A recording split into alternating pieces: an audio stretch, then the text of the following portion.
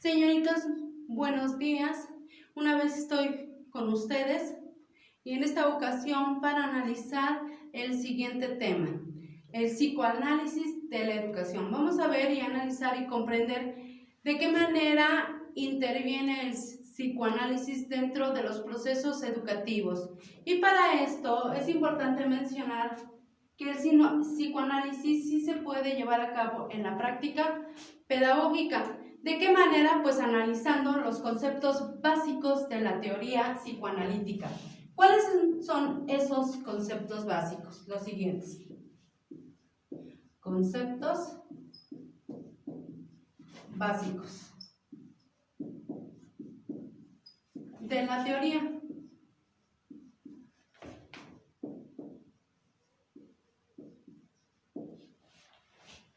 ¿Qué teoría? Bueno, pues la teoría psicoanalítica de Sigmund Freud. Y en esta situación vamos a analizar cuáles son esos conceptos básicos y la manera que interactúan con las prácticas o la praxis pedagógica. El primero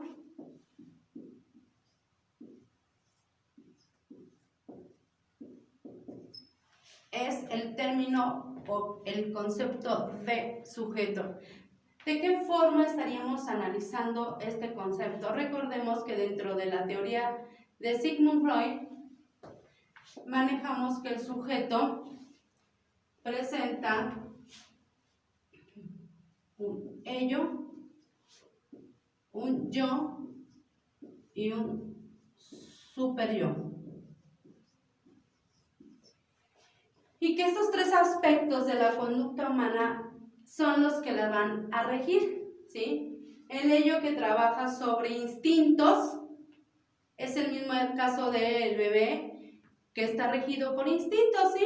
El niño no sabe por qué, simplemente tiene hambre y como de forma instintiva va a dar el llanto.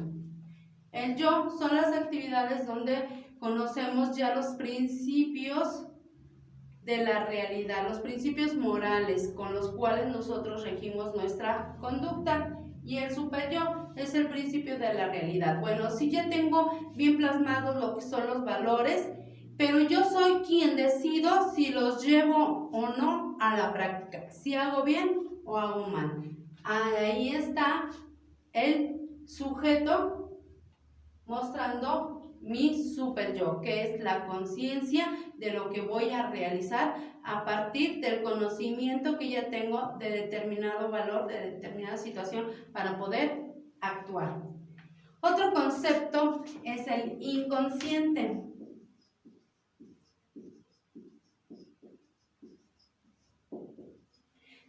Todos nuestros deseos, todos nuestros pensamientos reprimidos se guardan en el inconsciente y que de alguna manera lo podemos realizar o se puede llevar al consciente y actuar ante determinada situación. Otro concepto también va a ser el concepto sobre lo que es el deseo. ¿Sí? Recordemos que en este caso la teoría psicoanalítica se basa mucho sobre las pulsiones y el aspecto sexual y que en este caso los comportamientos del ser humano se rigen por los aspectos sexuales y que esto pasa por diferentes etapas. Recordemos un poco sobre lo que es la etapa psicosexual de Sigmund Freud, como por ejemplo la etapa oral, donde es regido por la sensación de llevarse a la boca, ¿sí? Nuestros deseos de tipo oral. Y que en este caso lo vemos en el recién nacido como tiene una satisfacción, ¿sí? Al momento de succionar el pecho de mamá o el biberón y que está cubriendo una necesidad. Y es así como entonces estos conceptos van a contribuir a la educación, ¿sí? Entonces el psicoanálisis sí va a contribuir a la educación, ¿de acuerdo a qué? Al momento en que abordamos estos conceptos básicos de la teoría, que es conocer al sujeto y que el sujeto puede desarrollar un ello, un yo y el super yo. El conocer cómo va cada uno de estos aspectos de la personalidad y que en este caso va por etapas, pero también una persona adulta los puede presentar, el ello, el yo y el superyo. Una persona puede actuar de acuerdo a su ello, o sea, por instintos. Una persona puede, o un sujeto puede actuar de acuerdo al yo, y otra persona puede actuar también de acuerdo al superyo. Entonces vemos que estos son los tres aspectos que rigen la personalidad y las acciones de un sujeto. Otra acción que también rige nuestras conductas y nuestra personalidad son los aspectos de nuestro inconsciente, así como nuestros deseos reprimidos y nuestras pulsiones. Y de esta manera, al conocer todos estos conceptos básicos de la teoría, podemos entonces decir que sí, con estos conceptos se puede el psicoanálisis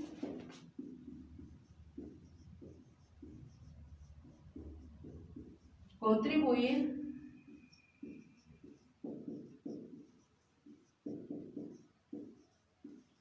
a la educación. Porque la teoría del psicoanálisis nos habla mucho de la formulación de la personalidad del individuo. Al conocer todos esos aspectos, estamos conociendo los aspectos que rigen la personalidad de cada uno de nuestros niños y actuar y dirigirlos hacia procesos pedagógicos. Es así como abordamos el psicoanálisis a manera de introducción. Otro tema que también daremos introducción para que ustedes puedan trabajar con sus futuras actividades o con las actividades planteadas en la plataforma es el siguiente tema.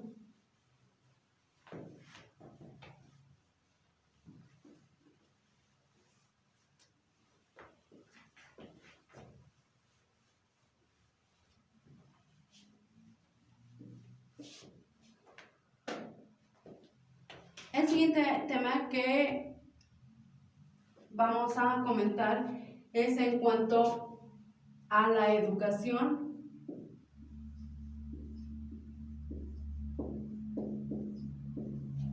tradicionalista.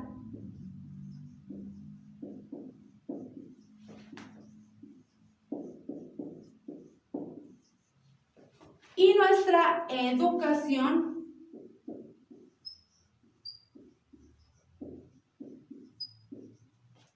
nueva.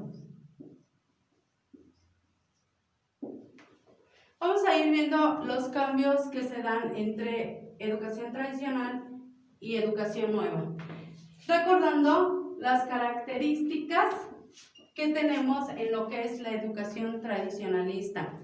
La función que tenía el docente.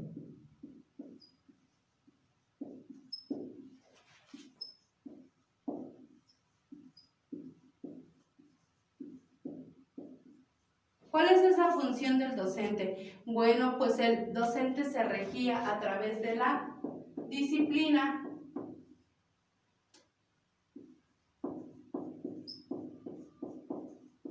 Una disciplina de tipo rígido, una disciplina rígida. Disciplina que va más allá de lo rígido, una disciplina autoritaria, donde el maestro decía, esto es negro, tenía que ser negro, ¿sí? El alumno no podía opinar sobre si el maestro estaba equivocado o no. Otra característica es en función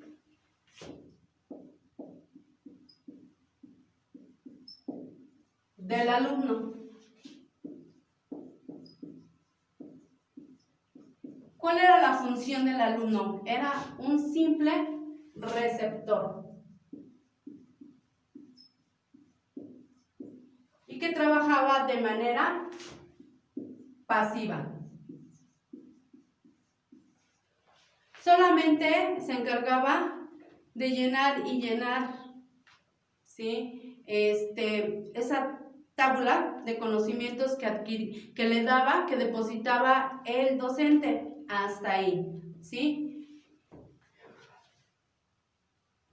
Características de la metodología.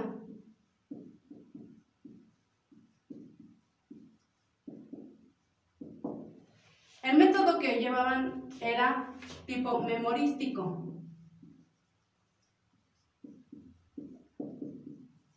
Aquí el alumno los contenidos se los tenía que aprender de memoria al pie de la letra. Así como lo había dado el docente, así se lo tenía que aprender el alumno, sin que se le pasara alguna palabra. Tal cual lo daba el maestro, así lo repetía el alumno. En cuestión de el currículo, nos maneja que era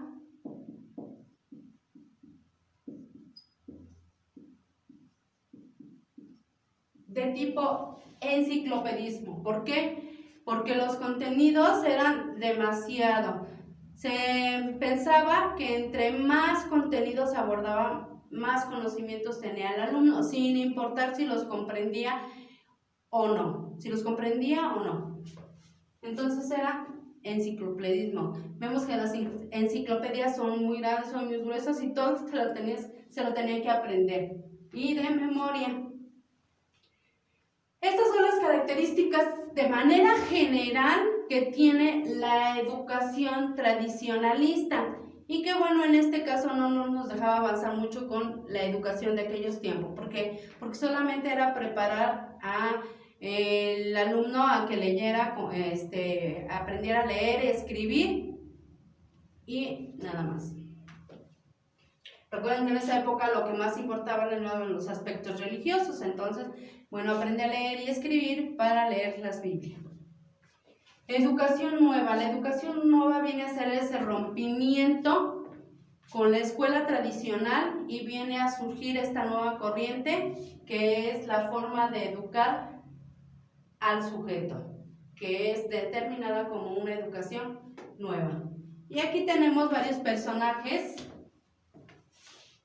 que vienen a plasmar ese cambio, como María Montessori,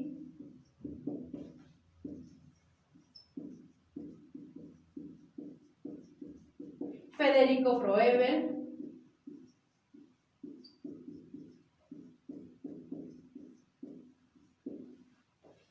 también a Juan Jacobo Rousseau,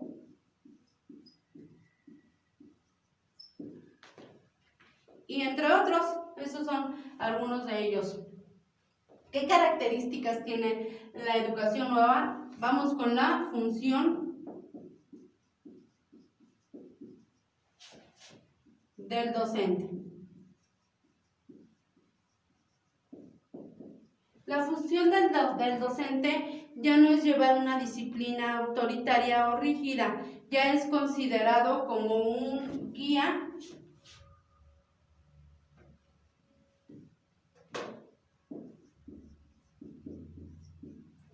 en el proceso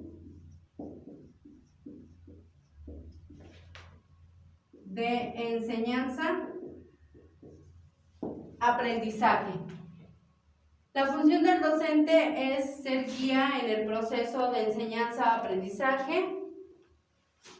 Y en cuanto a la función del alumno,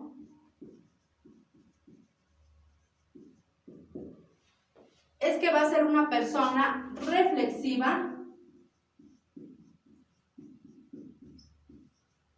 analítica,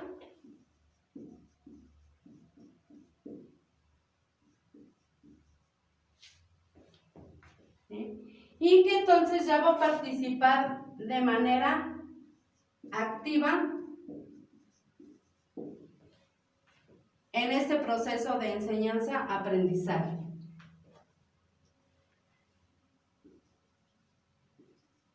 El currículo ya se maneja un currículum abierto, flexible,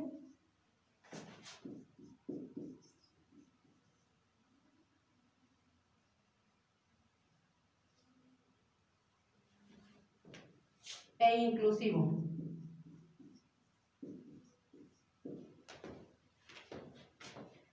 Así es como nosotros tenemos las características de la educación tradicional y la educación nueva de manera general. Es así como nosotros vamos a dar inicio a los temas que ustedes estarán trabajando en este periodo dentro de esta plataforma. Señoritas, me despido, que tengan una bonita tarde y hasta luego.